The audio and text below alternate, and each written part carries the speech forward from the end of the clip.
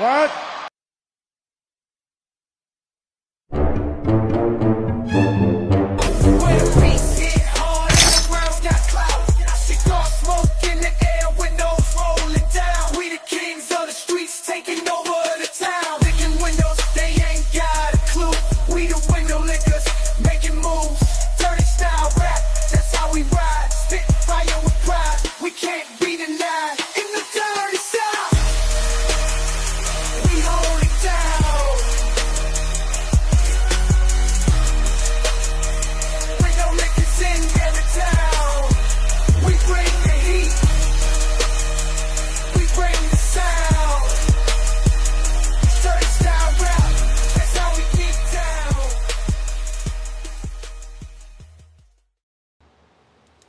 What's up, window lickers? What's up, Chaos Goblins? Anybody out there part of the household? I know you are because, well, this is part of the network, and you'd be a silly goose not to be a part of the household.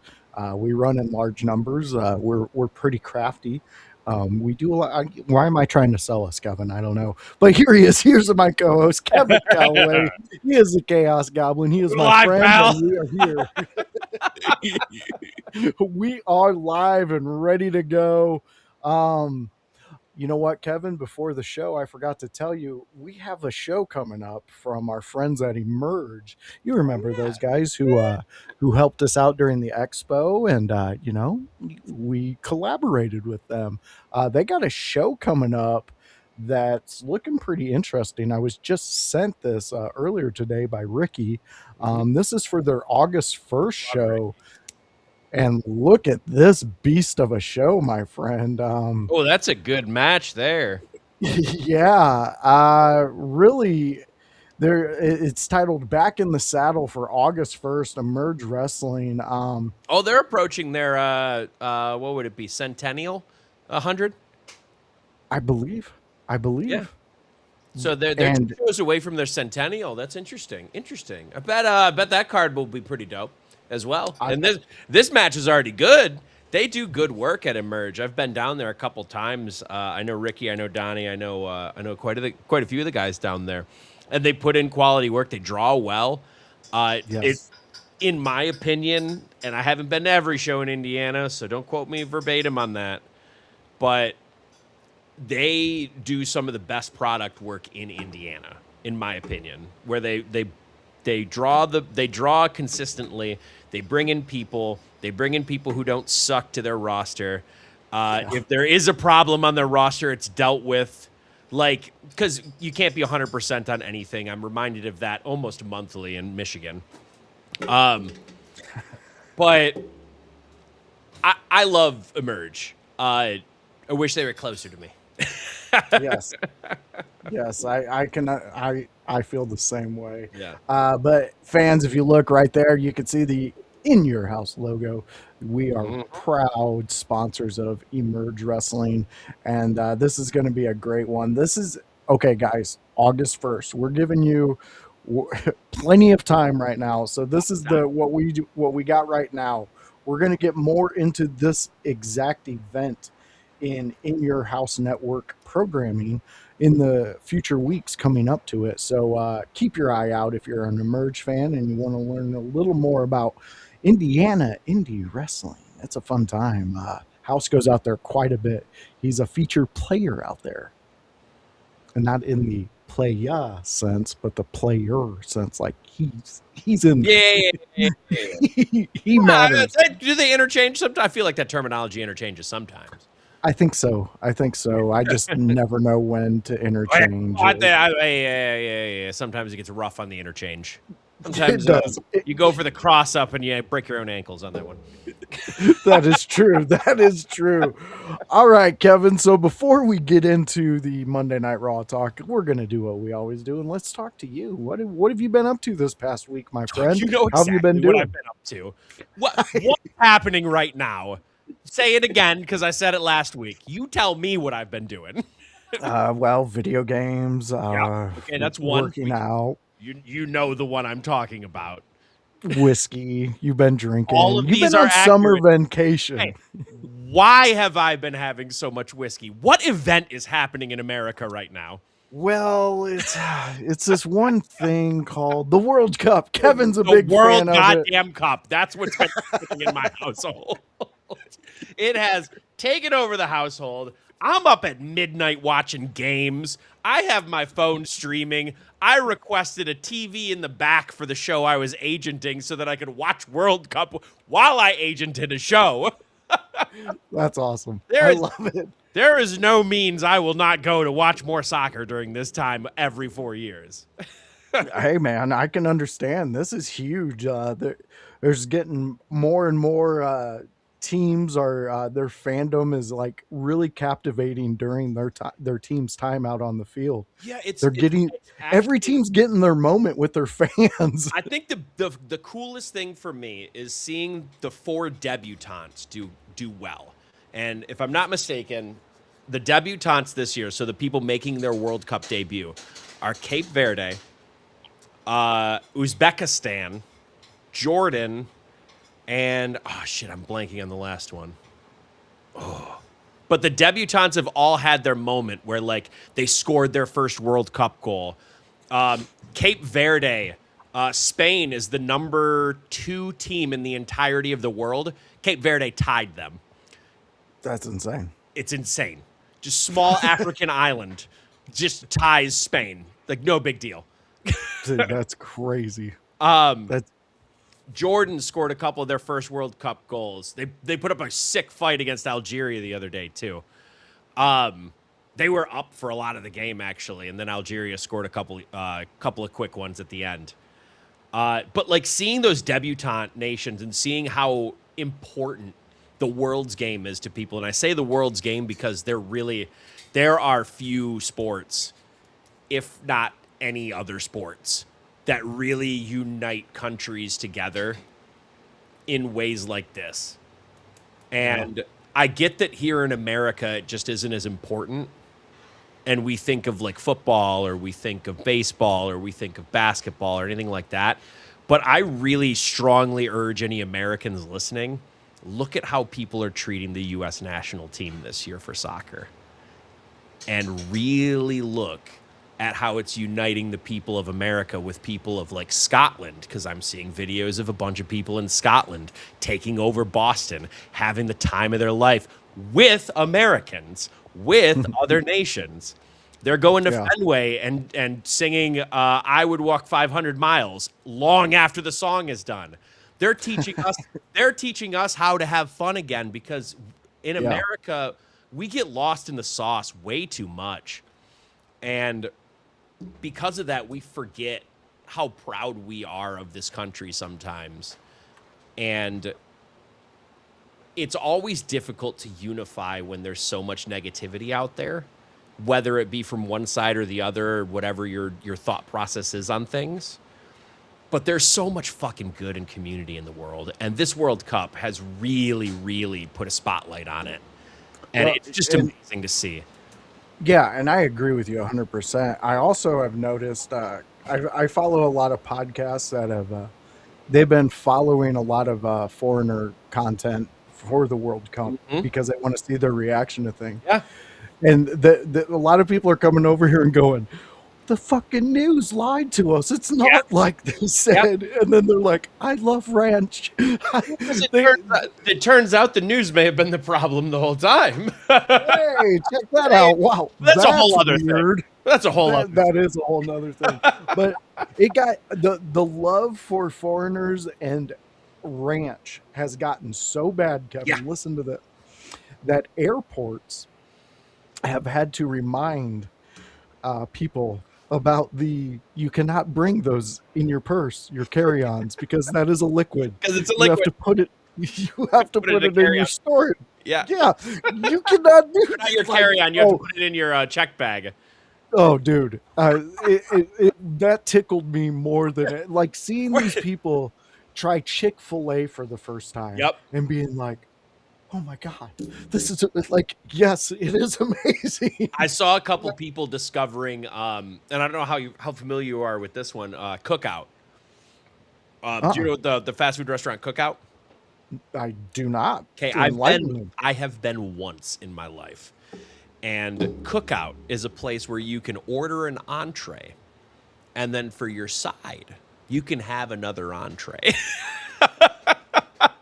That sounds like my And kind of that's really place, the best Kevin. way to sell Cookout. It's think of Cookout as going to a family barbecue, but in fast food form, where you just look at the spread and go, "I'd like that, that, and that," and then they go, "Bet." I I love it. I'm sold. I want one now. Let's That's start a Cookout. franchise. It's only in the South, so when I travel down there, I've only been once. I actually have never. I don't think I've ever been with Annie. We talk about going there every time, but we just don't.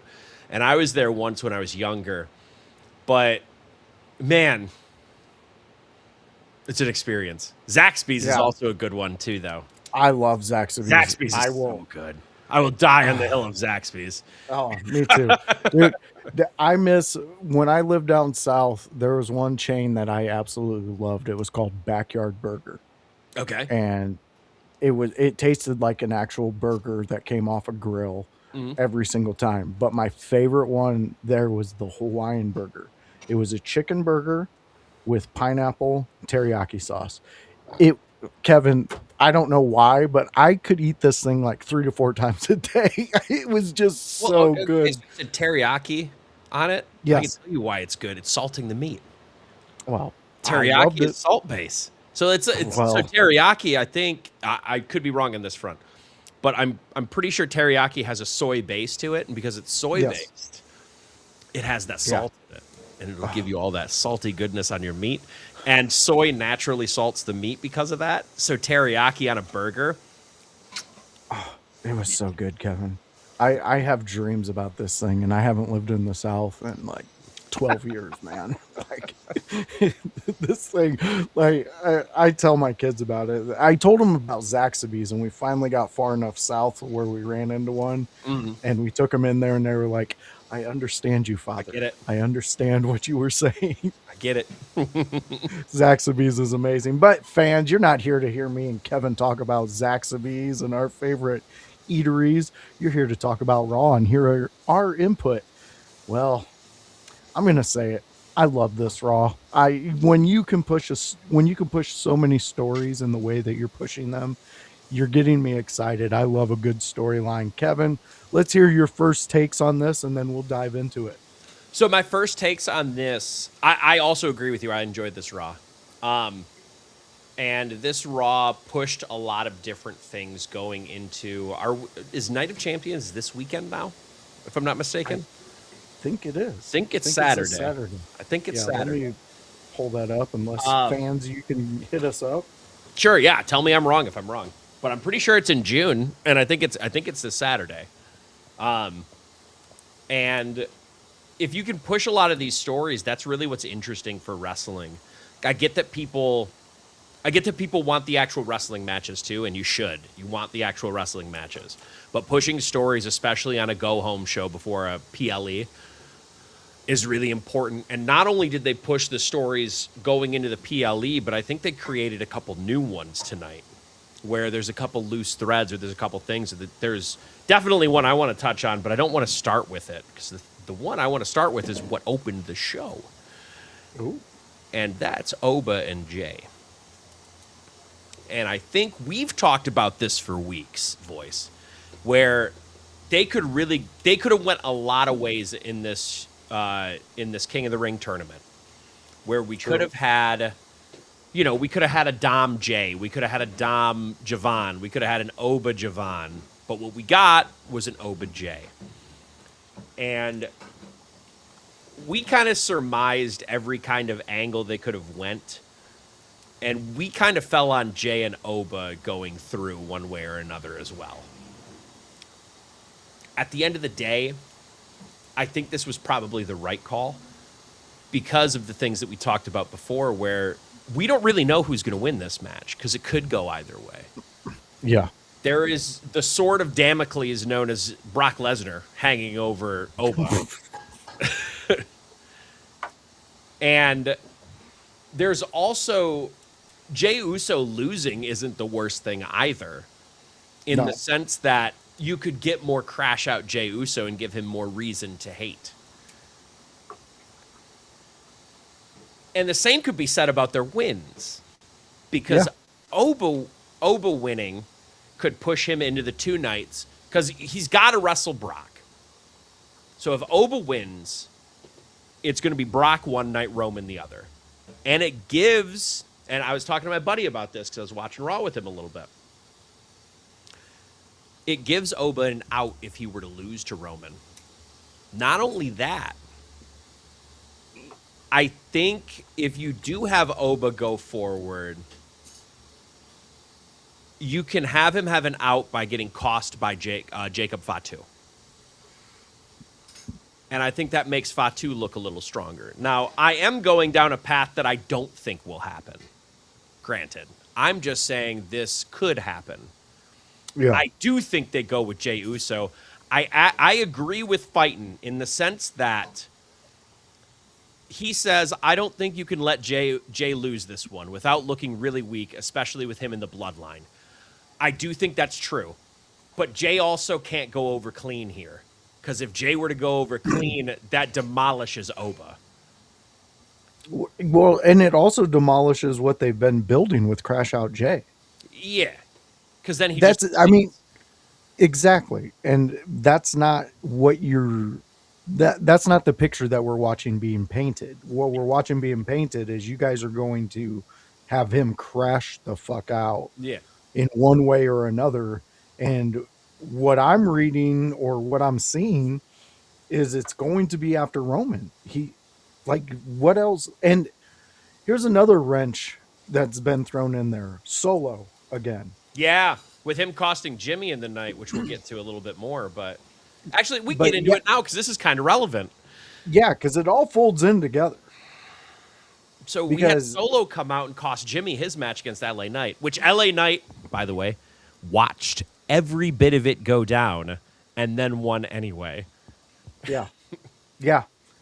He also got outshined by a Danhausen promo when his whole entrance is his big moment. In fairness, I think Danhausen would outshine a lot of fucking people. Dude. There are I could probably count on one hand how many people Danhausen wouldn't outshine.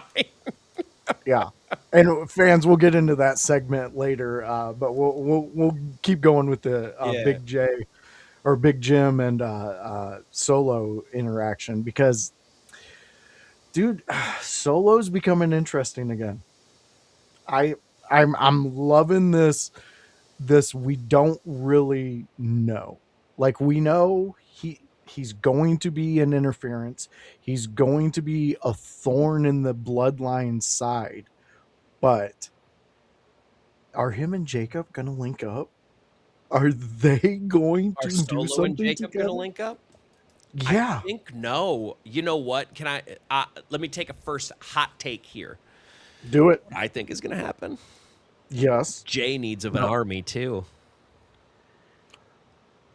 Oh. What if Jay were to enlist Solo and Taller Tonga?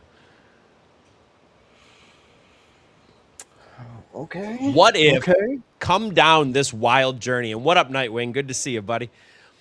Come with me on this journey. This is wild conspiracy. We're all over the place with this one. I love it. Boy, here we go. And I think this would be interesting. What if Jay were to win this King of the Ring on the back of Brock Lesnar costing Obafemi? Because I think that's what's got to happen if you're going to have Jay win. Or something else, like Solo and Taller Tonga come out and kill him or whatever. Someone has to fuck over Obafemi. Then Jay goes on to SummerSlam. And he beats Cody Rhodes. And I don't mean he beats him clean. I don't mean there isn't some kind of other thing. But what if he beats Cody Rhodes?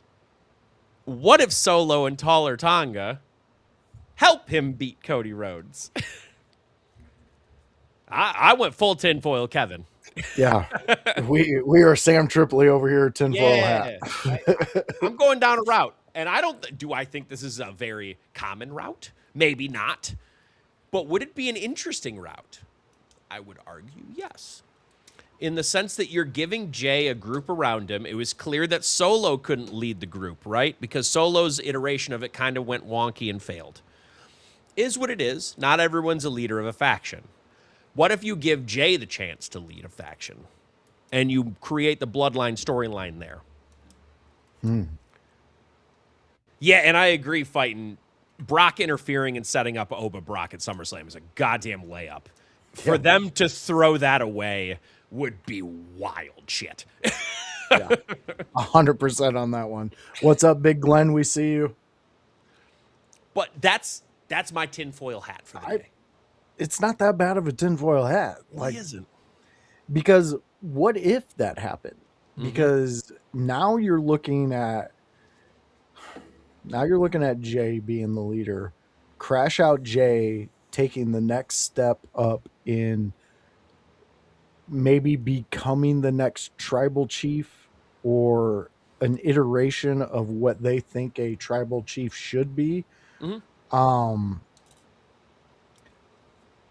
I like it, Kevin. I want to see it. I want to see it. Do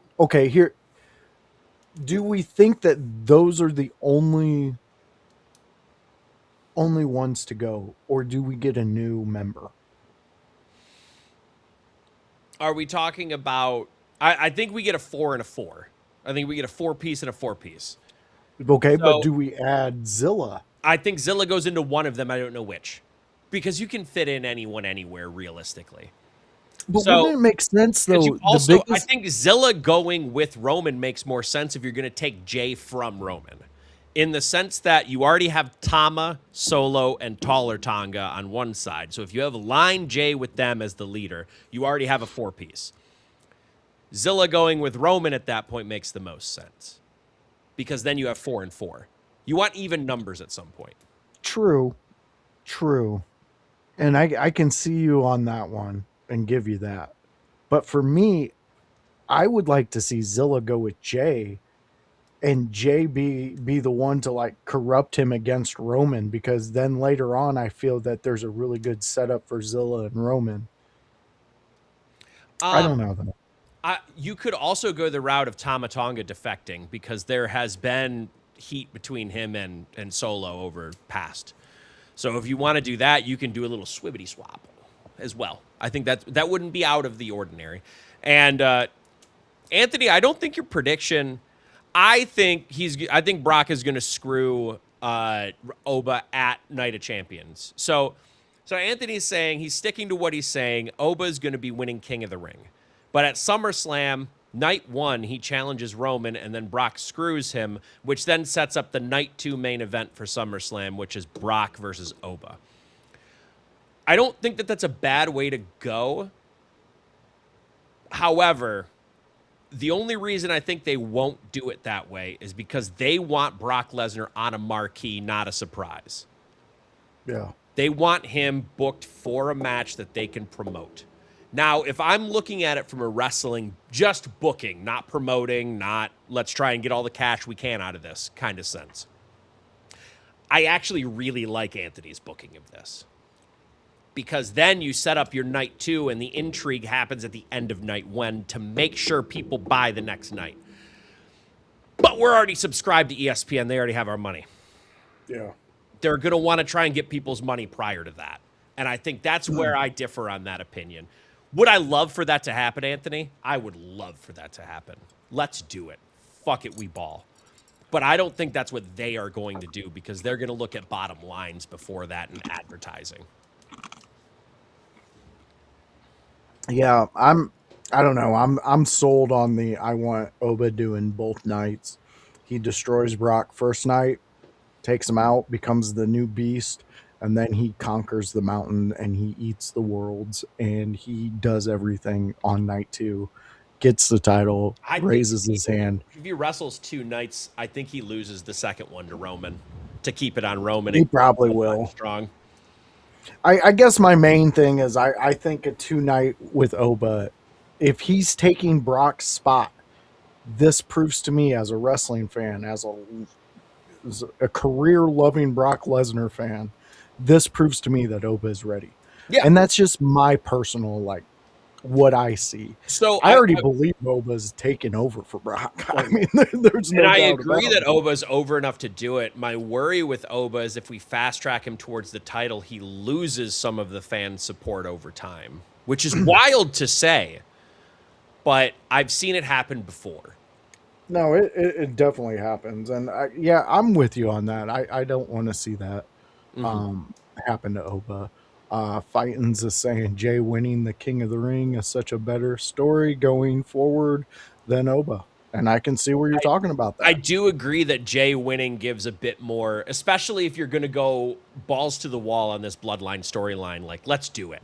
Like, if don't go half-ass on this Bloodline storyline because it's already somewhat of a rehash. I don't want a full-ass rehash. Make Jay not the right-hand man, but the second in command that's trying to eat away at Roman, not Yeah, the other way, not just like be there again.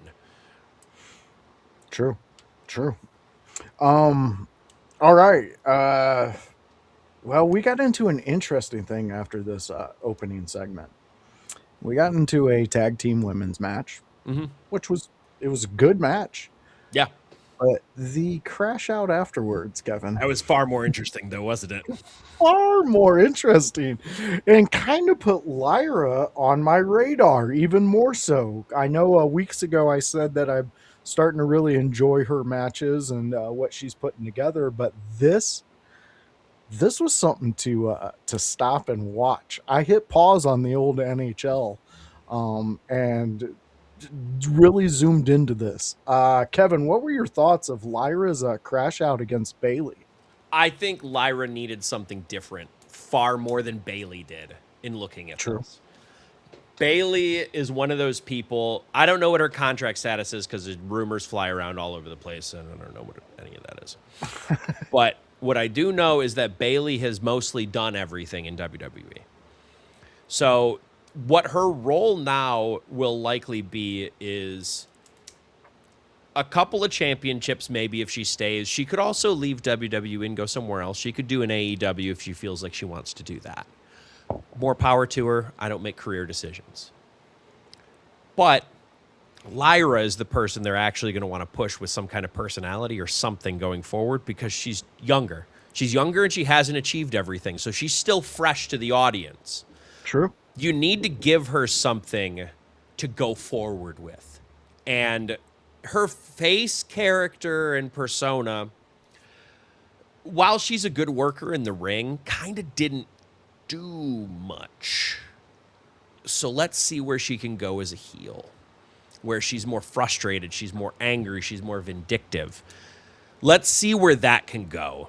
Think of like if she is this bird persona, she's now become like a harbinger raven. And let her do something like that where she's more picking the carcasses instead of just trying to win by her own means, if that makes sense. Like she's so tired of losing, she crashed out, so now she's going to get desperate to win. Let's see that desperation go forward. Black Raven of WWE, Grundmeister there.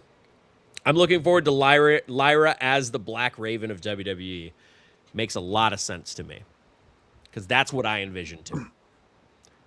Yeah, And then Anthony, just to hit yours real quick before we go into more of ours. Lyra, to me, did her best work as a heel on the independent scene when she was in the UK and Ireland. I think we should get a good push to the top. Yeah, okay. I'm willing to see that. Just haven't seen it yet.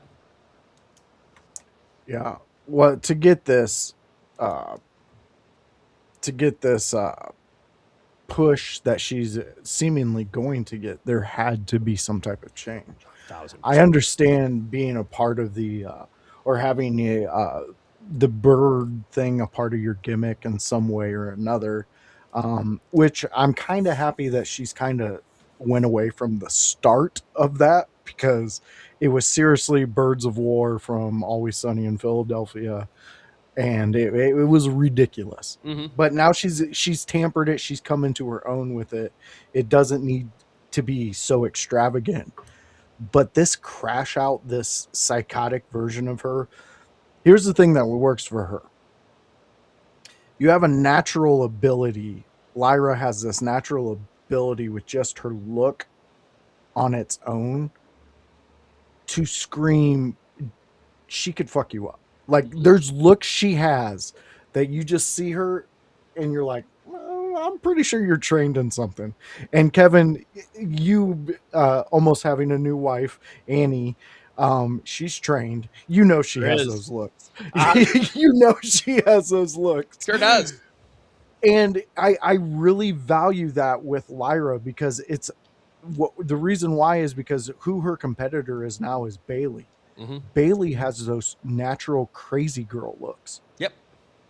And so Not when only you that, have but they've teased the off-on personality of her too.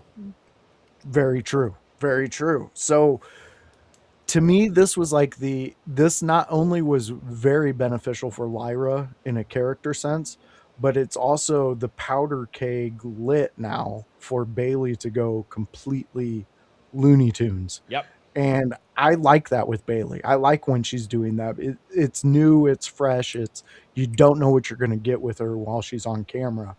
And her matches seem a little more intense when she's in that frame of mind. A lot of this attacking from Lyra was that same type of intensity I'm talking about. I mean, just her shooting her into the ropes. I thought Bailey fucked up her neck. That first shot that I instantly thought that maybe there might have been a misstep and Bailey she just ate it. But I've seen I don't know that about you, spot Kevin. done right, and I've seen that spot done wrong. And Anthony, I do want to get to your question because it's a very interesting one. But let me hit this first. I've seen that spot done a lot. There is a correct way and an incorrect way, and I can tell you, without I don't want to pull too much wool over and ruin the illusion, but she did it right to not die. Good. Thank you. You were the first. She did it right both times to not die. Good. Yeah.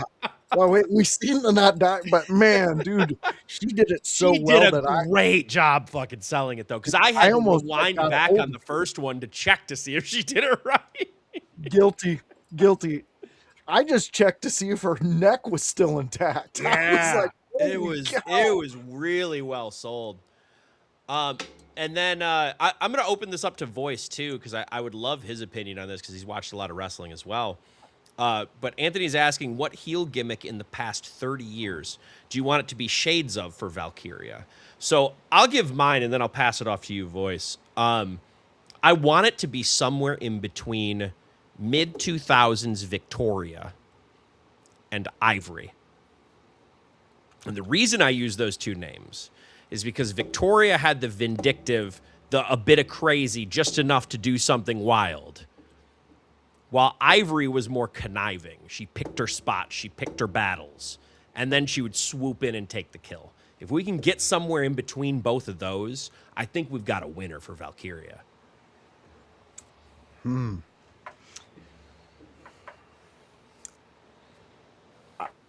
Okay. To be able to know when to pick your spots and things like that in a match, I need her to be half of Lita during when she was with Edge. But then I need that crazy side, right? And I think if you're fans of me personally, I think you might know who I'm going with because she took a group of oddities to heights that made me happy. I've watched her doc so many times. I absolutely love this woman. Her son was in one of my favorite cooking competition shows with Ramsey, and it's the beautiful Luna. Luna Vachon. I need her to be too. I need her to be that way because Luna had the character down 100%. She also had the wrestling down, which sometimes her character overshadowed her ability. And also she was handicapped in a sense that she was only allowed to wrestle women in a specific way. She wasn't allowed to do like what they can do now. And she was trained to do what they do now. Maybe not the extreme moves that they do, but she was trained by men how to wrestle with men. And Luna to me hands down, I don't give a shit what you guys have to say. She is the most fantastic female entertainer when it comes to wrestling for me. Luna's one of those very underrated wrestlers. 100%. She just looked over a lot. I don't disagree with Anthony's take, though. He says Francine and Victoria, because Francine was very manipulative and conniving to your face and very in front of you instead of behind your back. I think that would work for Valkyria, too. Honestly, I like a combination of literally all three of ours. Yeah. And I think that would, if she can harness all of those and tape study those 5 women, she's going to be she'd be Megatron. Yeah, she'd be Megatron. If she can do all of she's those. Just forming Voltron at that point. She's just the ultimate then. Like, fucking sign her up. Yeah, I like what they're doing here with Lyra. I think this is going to be fantastic. And like I said, I also like the fact that we know it's going to push Bailey into her craziness, in which we really started to really like about her. Yeah. Well, let's go on to Mr. Chad Gable and his apology tour, Kevin. So this guy, Chad Gable. Yeah, I love how this segment was ran. I do too, because first off, Otis, give him an Emmy, give him an award, because that dude, he didn't say a thing. But he told such a story with, like, I was like, oh my God, is Otis gonna forgive Chad? Is this finally gonna happen? Is what we're doing. Kevin, who stepped in between all of this and stopped it, shut it down? I'm excited for this too. Maxine is the one who stepped in. And I think the reason, and I'll answer this in this fighting, because fighting asks, how are they going to give Maxine the mic over Otis? And I'll tell you why they did, in my opinion. I don't know what was talked about in the back, but I've been in conversations similar. In this scenario, if you were to give Otis the mic, he would have to remain face, right? So at the end of the day, they would have to shake hands. They couldn't go separate ways. Someone would get some heel heat for it. But if you're pushing Maxine to be a heel, or if you're pushing her into more tendencies, this is why you give her the mic here. And I think this, honestly, I thought this was the best Maxine promo I've seen. And she cut a couple decent ones against Becky. But I thought this was the one where she really had some fire behind it. She had some reasons. She came in there prepared.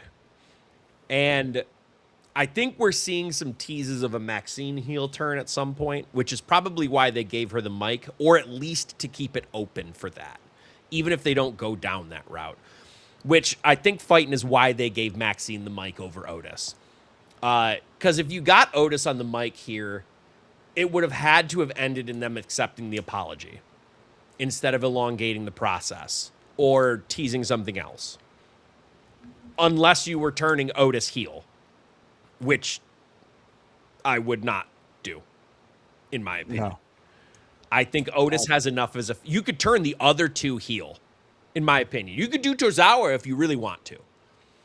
I personally wouldn't, but I think you could do Tozawa. And I would personally turn Maxine at this point because I think she's done everything she can as a face right now. She needs something else. But Otis, I think, needs to stay as a face because he's too outwardly organic with everybody. And unless you're going to change the entire style of Otis into not goofiness, no caterpillars, no other shit, then it won't be a good heel turn. So that's why you tend to give Maxine the mic here. And I think she did a good job with it. And I think Otis did more with his body language, like Voice said. Otis is big in the fan. He wouldn't have to do something that dastardly because Gable's more over than Otis right now. He just wouldn't. He would just need to. He literally got booed walking out of there because he didn't shake Gable's hand. That's what happened. I watched it. Yeah. So I disagree, actually, fighting. I don't think he has to do something super dastardly. I think he took some heat on that one because Gable is so over with the fans after the Mask versus Mask match and on his apology tour. Well, you see that's the curveball in this whole story is when Chad Gable went and he did his character, El Grande Americano, and he went and did his thing, and which the fans love it. I mean, they loved it. They did the mask versus mask, and now it's like, to me, it's kind of like they hit pause on the Gable versus Alpha Academy storyline, Yeah. went with this, and now they're hitting play again. And I kind of I kind of really like it because it puts Chad in the spot in which, like I said, he's out on an apology tour. He's trying to get all this. And then it made it, like you said, very easy for Otis simply not shaking his hand, got Otis heat. Yeah. And realistically, Otis was looking to shake his hand before Maxine stepped in the way. Like, he literally had the hand out, like, all right, buddy, I got you. Yeah. Then Maxine said everything, and then he walked out. So that made it a little bit more. It didn't make Otis a heel. And I'm not saying he is a heel. He didn't do a heel turn here. There was nothing like that. Otis felt obligated to follow the friend that was there with him. Yeah. It's foreshadowing. So it's forgivable, but he did get some booze going out of there. And he got some booze and he got some ahs. Which is going to add to. Gable got chanted into commercial there. He did. And he, that all plays into what's going, if they pull the trigger with Maxine going heel, all of that's going to play into it, because then now we're waiting to see, is he going to shake his hand? Yep. Is he going to? And we win Otis over is the story going forward. Exactly. This is a smart side quest for Gable. And the reason I call it a side quest is because I think the main storyline, and Gable alluded to it, was this ends with him winning the Intercontinental title. From who? I don't know. Yeah. Will it be Penta? Yeah. Maybe. Will it be someone else? I would prefer it be a heel.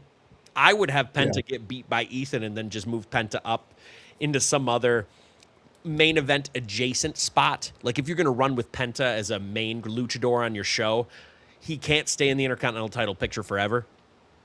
True. True. So I think he needs to be main adjacent. He doesn't necessarily need to take shots at the world title, but he needs to be main adjacent. He needs to be facing people like Drew McIntyre. He needs to be facing people, like larger heels like Dom or people like that. No, I agree with that. Who are scratching the main event scene. And Gable then can go on this side quest and be away from it so Penta can have a larger run or find some heel to lose it to in the interim. Then Gable can beat the heel. Because I don't think, if you're going to do a huge Mexican tradition luchador culture apology tour, I don't think you want to beat a luchador at the end of it. Yeah. It's kind of going the opposite. Like, it's like saying, I'm not going to drop that bomb. Hey, guys, drop the bomb. I'm not saying you can't, but I think you're going to get a much bigger reaction if you take it from the person who just fucked with Mexican heritage. And Ethan Page or Rusev, they're taking masks from people. They're being assholes. Have Ethan Page be the one to beat Penta. Then you're defending lucha tradition by beating Ethan Page. And that's good storytelling. Mm-hmm. That's where you want to be. I like it, Kevin. And you said his name. He does appear, but he had a song where he was told to put back on his clothes. He's Ethan Page, and Dragon Lee had a match. Kevin, so this I like is one the match heard until the finish. Well, it's so goddamn funny that you said that right at that moment, because that's what I've been hearing by everybody. They are not liking the end of this match. Which, I mean, I have break it down, Kevin. I have two reasons I don't like the finish of this match. One was the low blow, and one was the actual move to finish it. So the low blow somehow is less so the issue. To me, this is just me looking at it logically from a booking or an ending standpoint. I think it was just mistimed, so it ended up taking away. Thought of it was good, in that Dragon Lee reaches down, starts hooking the Styles Clash, and Ethan Page, while he's wrapped around him, jerks up as if Dragon Lee did it to himself. Therefore, there's kind of an air of, oh shit, oh no, happenstance, right? Yeah. Problem with that in this match. Dragon Lee wasn't wrapped around him at the time. He didn't have the full position to actually grab him up. Ethan either went early or Dragon went late or whatever. That kind of shit happens. It took away a little bit from me, but I also am reading really far into it. I think a lot of people forgave it. I nitpick. So I would have waited for him to be fully around Ethan Page as he was down on all four. And then Ethan go all the way up. Like he was jerked up into it. Like they were trying to get over on commentary. So it just didn't feel like he was jerked up into it. There was no... With Dragon Lee not all the way around him and grasping at him, I just don't think there was an air of like, oh, it could have been. Even though we all know it wasn't, right? Yeah. But the bigger problem, boys, why the fuck are we doing Fisherman Busters for Ethan Page's finish? And why, and I know I say Fisherman Buster, but it didn't look like a Fisherman Buster. I know what he was I saw him hook the leg. I saw him go up, and I saw the angle he drew the suplex down on, right? I know he was going for a Fisherman Buster. The problem was that he lost the leg on the way through. And when he lost the leg on the way through, guess what it turned into? What did it turn into, voice? What did it turn into? Egoplex? No. A vertical fucking suplex. Oh, that's yes, it. yes. But that's what they're calling it. Oh, I'm aware. The problem is he didn't hit it. He didn't hit it. Why would he didn't hit the egoplex? You know how I know he didn't hit the egoplex? Because he lost the leg. I saw the leg. He had the leg. And then he went up, leg. And he beat him with a vertical suplex instead. Kevin, though, so we are in territory days doing vertical suplexes now. Which, don't get me wrong, I study territory days. I've seen the vertical suplex win a match. Ooh, it's a devastating maneuver. But in the year of our Lord, 2026, a vertical suplex ain't it. And yes, House, if you go to WWE's main site and you look up the recap of Raw and you go down to the Dragon Lee and Ethan Page section of it, it says that finishing him with the egoplex. So they are trying to make you believe that he hit him with the egoplex. So he didn't. It was a vertical suplex because he lost the leg. He lost, unless his thought process was, I'm going to hook the leg and not then hook the leg, and that's going to be the egoplex, in which case I would tell WWE to firmly think that one the fuck through. They are rewriting history, and they are using their website to do that. I don't know why we are not just doing the Twist of Fate. He had one. He had it.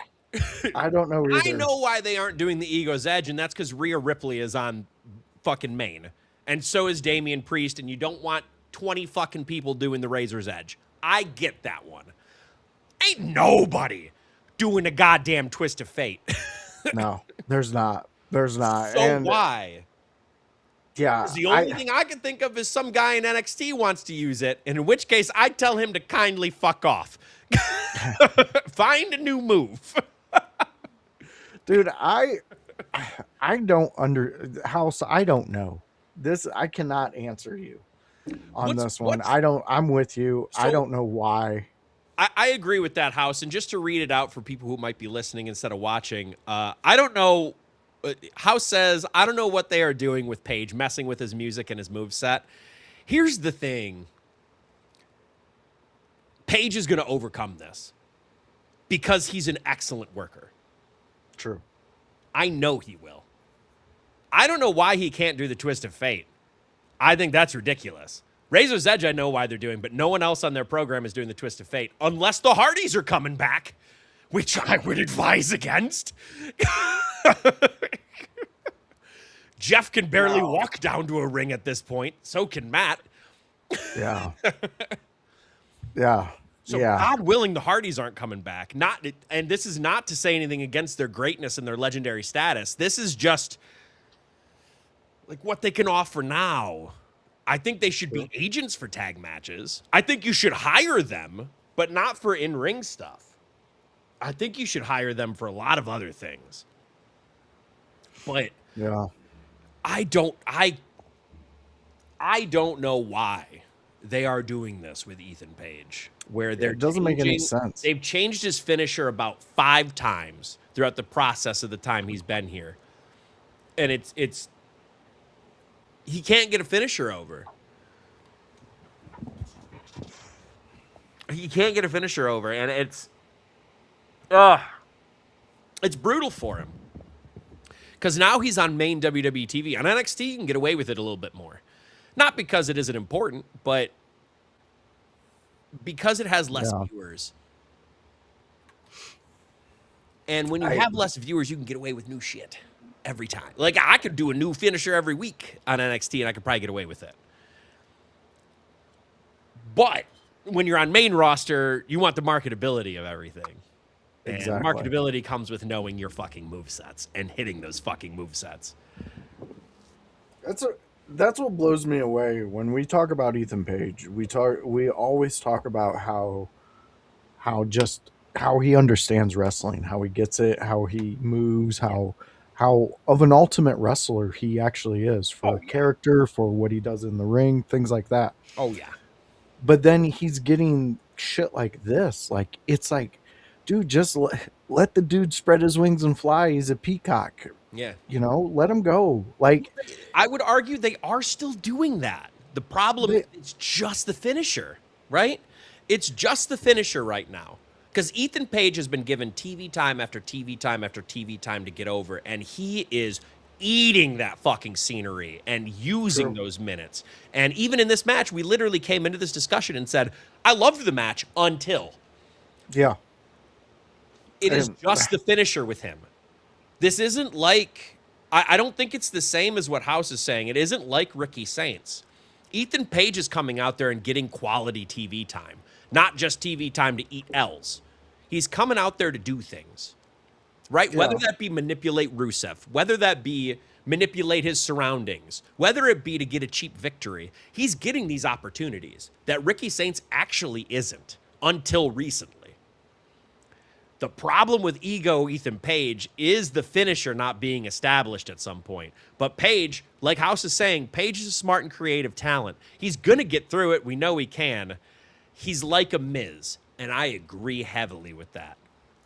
He is a ready-made trained Miz. You don't have to build him from scratch up like you had to with the Miz. He knows his role, and he knows how to do it well. He just needs a fucking finisher that isn't a vertical suplex. 100%. I mean, I agree with you there. To me, he's like watching a reiteration of a semi-smaller Mr. Perfect. I loved Kurt Hennig matches. I just think they're some of the greatest matches to sit back and watch his psychology when it comes to a match and how he would do things. Mr. Perfect was up there, man. But with Ethan, I need to know when I'm supposed to be happy when he's hitting a move. You know what I mean, Kevin? Mm-hmm. I need to know that move is going to happen every time, so I can look at a friend who maybe not be an Ethan Page fan, and I could be like, "Oh, your boy just got hit with a whatever it may be, the egoplex." Well, right. Whatever you were showing me this week was not that, and then your bosses try to lie to me. I don't like that. No. I know. We'll get through it. Ethan he's a creative talent. He's going to make it through, and he's going to be fine. 100%. He's getting the TV time he needs. All right, so let's do a quick run through of the rest of Raw. Io Sky and Liv moment. Did what it needed to do, for the most part. Dude, I honestly like the way it pushed Liv the rest of the night because then we had the Danhausen moment. Parlayed into a lot of the other stuff. Yeah. Dom and JD come back there. They ask for their money back. He shows them what he spent it on. JD touches it, becomes electrocuted. and then gives his best performance he's ever fucking given with WWE for the rest of the night. Anytime he was on TV, I absolutely like if I could give an Oscar to one of these guys, one of these women for their performance of this Monday night, JD gets it for me. JD and He Otis. was, dude, those guys, they were fantastic. But Mhm. JD for me, when he is going, can we go to medical? Or he's just coming, hey, I'm JD.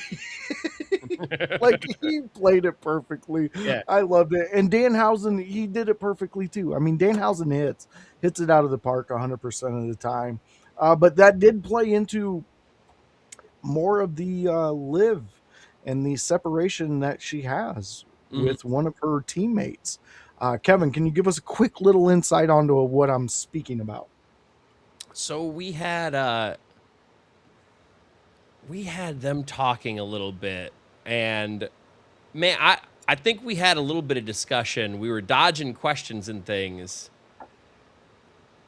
Liv seemed honestly with both teammates, it seemed there was a little bit of division. Okay, yeah. You could argue both. Maybe more one than the other, but I'm gonna say both. That's where I would go. I'm gonna Okay, say we'll both do to some both. extent. We had Raquel mad about losing, and we had Roxanne kind of just, I don't know. She was. It's hard to describe exactly how I saw it because of how they were selling it. It was. I guess we'll talk more about Liv in this instance. Liv was trying to give direction, and it just didn't seem. It was falling on deaf ears. Yeah, Because it was falling on deaf ears, Liv was getting more mad. yeah, And when we're going down those routes, I think we're doing a good job teasing some of those things and teasing some of the extra things that we can do with it. I I think I honestly don't know how this Queen of the Ring is going to go at this point. And I think that's my favorite part about this segment is yeah. this could go many ways. And we talked about many 100%. of them. We won't harp on them again because I think we went into a whole breakdown of them last We week. did. We did. But as far as this, I think it furthered a lot of dissension between the women in the Judgment Day. Specifically, more I think with Roxanne and Liv, Yeah. only because that's what we've been teasing for a long time. Though Raquel seemed most angry, if that makes sense. No, it does. It does because that's what I also seen. Yeah. But it seemed like you can say both of her teammates kind of got some. They got shit on by Yeah. Liv. And it was all because all her plans were centered around what just happened to her when one of the teammates needs to go to medical. Yeah. He absolutely needs to go to He needed to go medical. to medical because JD was selling his ass off for all of it. Exactly. And I, again, fucking loved it. But what I did pick up on Raquel was more infuriated with this interaction with Liv than anybody else. And again, though, with this specific group, how many times have they tap danced to this line in this exact type of way and then only to become stronger after a PLE? Yeah. Like they've done it. So I'm not sure where we're at on it, but I do love the story because we are seeing a little split there. And hopefully that this is the one split that kind of breaks it off and we get to see what actually happens uh, in the future with these three women. Yeah. Okay, so we already covered the LA Knight and Jimmy match, and what happened with Solo coming out Yeah. there and I don't think disrupting. we So got let's to really. We can glance over that Seth sat down with Cole. I think we're good there. I think we yeah, pretty much got that point across. We're ready for the steel cage match. yeah, they're understanding that they just need to get to the match Yeah. because they've already sold it. Like we're invested. Let's get to the match. So let's get into the main event real quick because it came into a World Tag Team Championship. Braun Breaker and Austin Theory from Boy. the Vision. Went up against Montez and Dawkins. I like this match. I like this I match, did and too. the Street Profits going over was the right call. A hundred We percent, so Kevin. the reason I say that is not because the Vision weren't good tag champions. It's No, because Braun Breaker can't stay as a tag champion. no, You can't. Don't do it.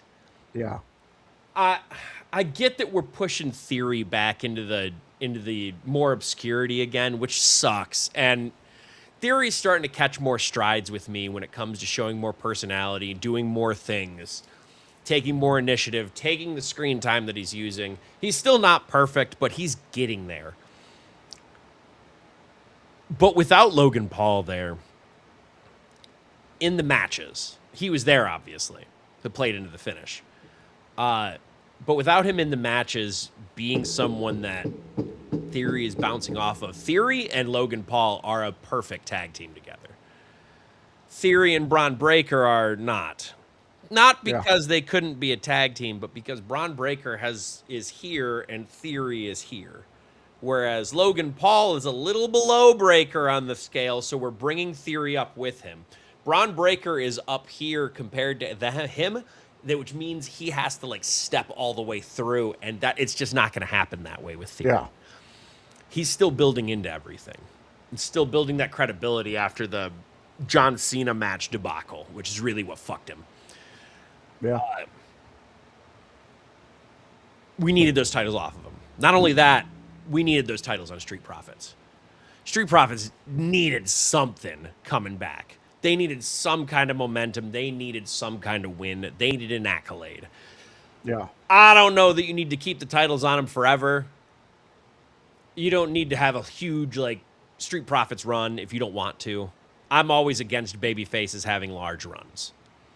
That being said, they needed this win because they needed the uppie on Vision easily. yeah. There's really not more to say. Like the match was great. I liked the finish and how it came off. Joe Hendry's involvement was funny. Yeah, and it's really funny too because just last week before Raw, I heard people being like, "Joe Hendry hasn't been on Raw," Yeah. and someone in the one chat was like, "Well, no one said his name. Like, how's he supposed to appear?" And then all of a sudden, boom, he's out here. I loved it too.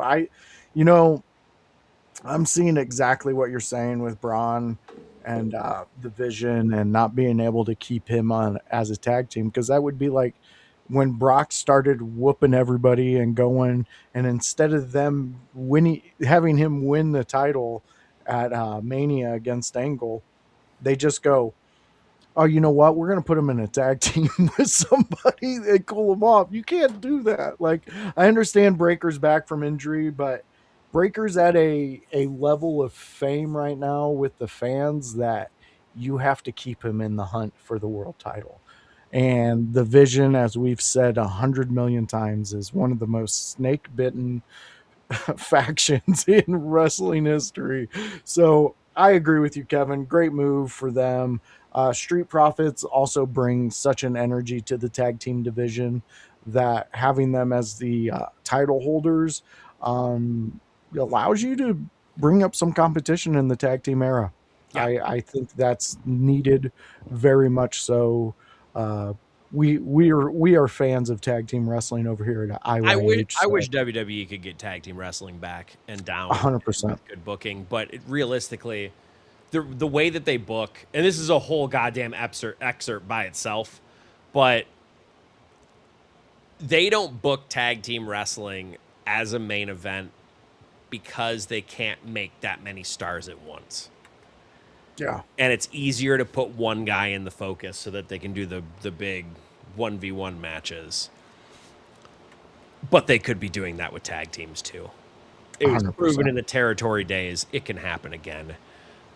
Yeah. Please, WWE, get the fuck off your high horses and make tag team wrestling fucking main events again. Because it's the Please. only way to actually give them credibility. I'm looking Yeah. at you right now, WWE. Square in the eye and your TKO ass eyes. Give me some tag team main events with main event guys that you pushed as main event guys. Fuck you Yeah. and your star process. Make more and make it better.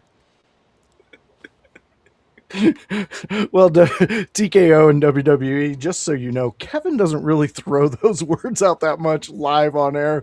So when he does, he means it. So come on, listen to what he says. I mean, you guys got the Street Profits right now, which I'm telling you, they're the hottest thing in tag team right now for the WWE. So let them shine, let them do their thing, let them bring up people. The Dudleys did it, the Hardys did it, Edge and Christian did it. Like those are the greats that can do that, and the Street Profits are in those names. They are there, they are right with them. I don't care what anybody says. Street Profits are up there with our favorite tag teams from back in the day. There's a And reason people have been calling Montez Ford the next coming for a star. And you could do that just as easily with Angelo Dawkins, especially now that he's, dropped some weight and gotten more of that wrestler physique that they so fucking love. dude, Do it, cowards. yeah. You guys are just cowards over there in WWE TKO. Woo. Yeah, knock it off. All right, Kevin. I think the fans have had enough of us. But let them know where. Plenty today.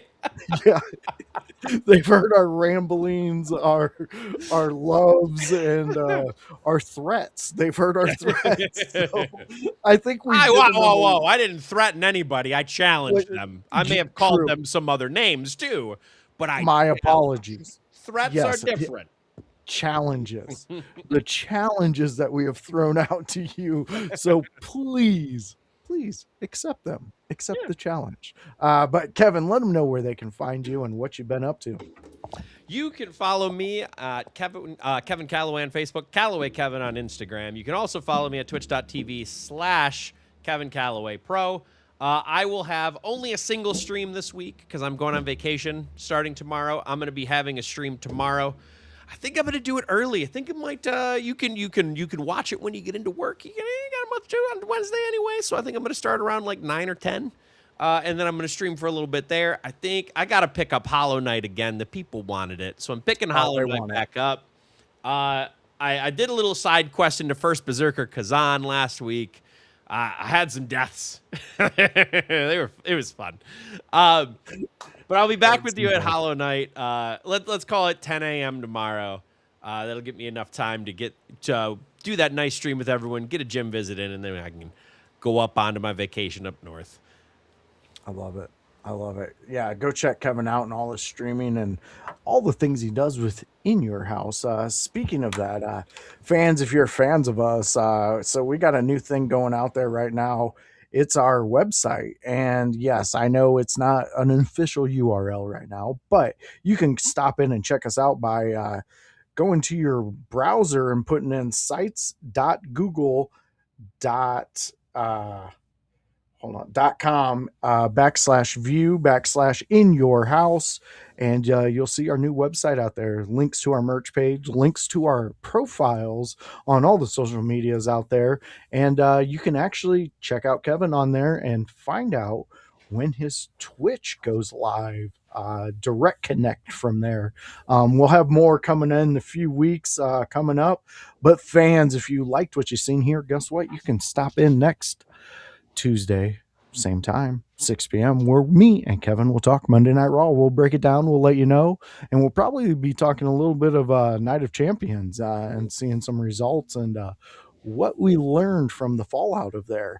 But that is 6 p.m. at a Tuesday with me and Kevin Kalloway, the Chaos Goblin. Come hang out with us. Fans, WCW, it's a thing. It was a thing. And, well, me and House, we watch it. It's a watch along. The WCW watch along, 6 p.m. at Wednesdays, where me and House, that's right. If you didn't get it by all the hints I dropped and all the breadcrumbs, guess what? We watched WCW. We're in the middle of Nitro, and this is the Nitro that was 2 hours before they got their third hour. It's the 2 hours condensed down to 1 hour in which me and House, we watch it.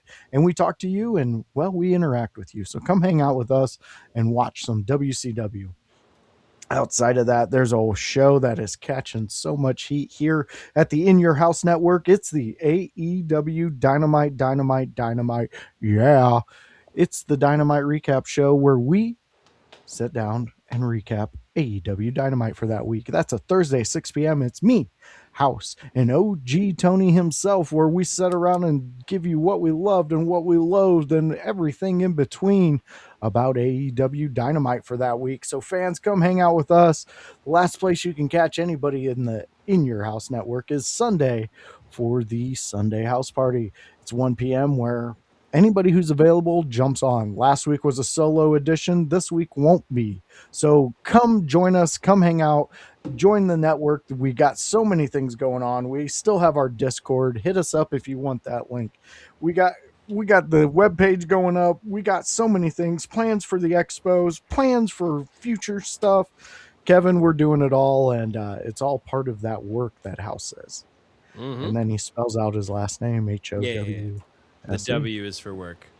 Yeah. It's a good gimmick. Right. It's a good gimmick. It's great, man. Like, I'm thinking about recording it and just having it for a ringtone, you know? Yeah. That can slap. That can slap. Like, yeah, because right now the one I have is when my wife calls me, it's Always Sunny in Philadelphia, and it's Mac yelling, "Well, Charlie, you're not the one on the video threatening Jews." I used to Such have a great episode. I used to have different text message tones to what my call tone was. So whenever someone texted me for a couple of years, it was Attila, and it was just said, "I'm about that life." And then after that, it was Lonely Island. And I don't remember what song it was from off the top of my head, but it was, "I threw it on the ground." I love it. I had a Lonely Island Boy ringtone, Dick in a Box. From Yep. So, or Andy Sandberg, funny dude. Funny dude. You need to go. If you don't know him, go check him out. It's a great time. But Kevin, thank you again for always being a friend and joining me here to talk Monday Night Raw. I'm going to catch you on the next one, buddy. Yeah. Peace.